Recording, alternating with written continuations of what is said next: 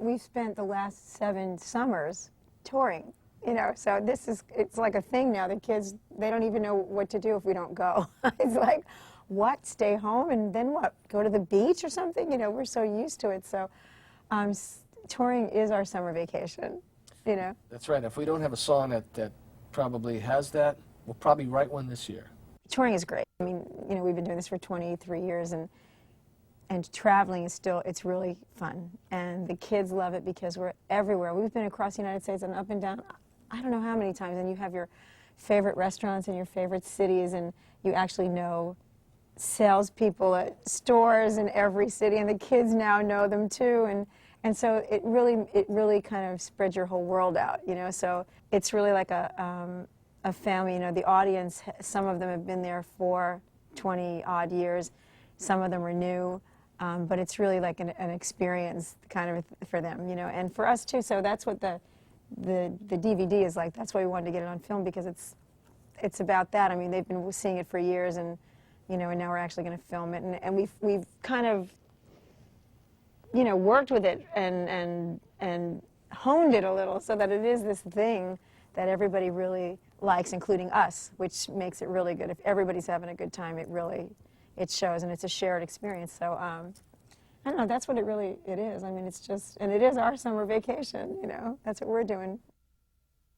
He gets up first, of course, you know, and then we have all the girls on the bus, because our daughter's band goes with us, Glow, and they're on the bus, and it's me and the little nanny and children. Yeah, all the kids, and then Spider gets off the bus, and then we all get up and we make breakfast on the bus in our pajamas, and we have a great time, and the kids are already watching videos, and then he comes back on sometime, and it's late, because this is the only time anybody gets to sleep, so it could be in the afternoon, 12 o'clock, 1 o'clock. Then we get up, we go and work. Shifts. Yeah, we work out, we take showers, we do whatever we can. We only have a very short amount of time before we go to the venue, which is good. We're in the hotel for a very short time, then we go to the venue where we spend most of our day, and you know, then the kids are all running around, and the girls are rehearsing, and we're hanging out and figuring out what we're going to do for the day, and John is yelling at us because we don't have the set list ready, and, you know, that kind of thing. And then we get ready for the show.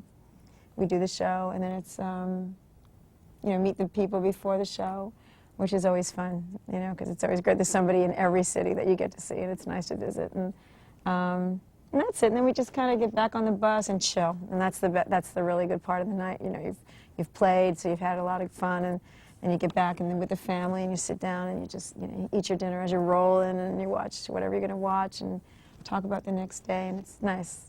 It's like being on a camping trip for 12 weeks, you know. It's really fun. But there's shifts. Yeah. There's shifts and stuff. They got the woman shift, the girl shift, you know, because I get up out of the bus early, then that whole group of girls are there till about 12 o'clock, and I can't go and work on the bus until they're gone. So then they leave, they shift, zhoop, I come in at 1 o'clock or 12 o'clock, work till 3, sound check time, then all of a sudden they come piling in, right? So it goes in blocks. Then I got to stop working because we got to go do the sound check. Sound check's over, dinner time, show, play, come back. It's like big blocks of stuff, you know. It's the same and almost every day. And it's poor you. It's bad for you. It's bad for me. It is. It's all girls too. All he girls. goes crazy, but that's his punishment, because in the beginning it was all boys and I was the only girl. So you see, there is a karma wheel thing happening here. I always love to play Heartbreaker, no matter what. It just makes me laugh because it's so silly. It's so aggressive and ridiculous, and it's so old and it still stands up. The sentiment behind it still stands up, and I love to do it because they love to hear it, and they go so crazy, and it's just really fun to play. I like playing that one too, because I actually can play. You know, you can play. You're actually playing a song. You know, you're not just kind of like horsing around. You're like playing a song. I wonder what it would be for me. I really like the new ones. I mean, I love the old things, but I love the new ones just because I can, as a producer and arranger, as I'm doing them, I can think, oh, I'm not going to do that again next time, or oh, I'm going to, boy, next we got to make it slower because I like the slower version. I love to do that stuff. But I still like the acoustic stuff that we do, like Love is a Battlefield, we do acoustically now, and that's different from the record and different interpretation. We Belong. I love that because it's such a physical show. Over the last 22 years, we've had music where it was driving pretty hard. Well, so just so happens the real driving songs are the ones that end up be played live. So the acoustic stuff, I can finally get a break. Sometimes my arms are hurting so bad from this physical thing that when it gets to that acoustic, it's such a relief. It's so much fun. So it's sort of a selfish reason why I kind of like those. I could get a little break, you know. It's really funny, too, because when you put together a set, you're choosing songs from 13, 14 different albums. So if there were like 2 really intense songs on a record, there would be 10 other songs that would be mellower, some would be ballads, some would be mid-tempos. But when you choose them, what happens is a lot of them get clumped together. So you have 5 or 6 of the really intense songs grouped together. And it's like aerobics when you're done. For him and for me, it's just exhausting. I mean, it's really fun. But so sometimes when we take other songs and we manipulate them and change the arrangement like we did with Battlefield, that gives you the moment on stage to chill, you know, and you get to really, it's good for the show, it's good for you physically, and it's a nice moment, you know. It creates a different thing, too, for the folks in the audience, because they get to hear the song a little bit. They get to hear it. Maybe it'll make them feel it a little bit. Yeah. Because every song has a different type of feel. Change the It treatment. really does change the whole.